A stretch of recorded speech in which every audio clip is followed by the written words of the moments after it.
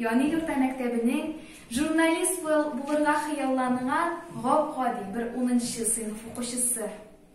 Журналистларның төп коралы ул каләм һәм сүз. Мин киләчәктә журналист булачакмын.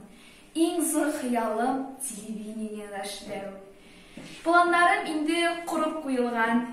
Хакимиятның мөмкинлекләре күбрәк бит. Укытучыларның хезмәт хакын арттыру, әзенә булса да эшләрен киметү өстә утырганнар өчен реаль әйбер минемчә. Сезнең мөгаен сорауларыгыз тугандыр инде.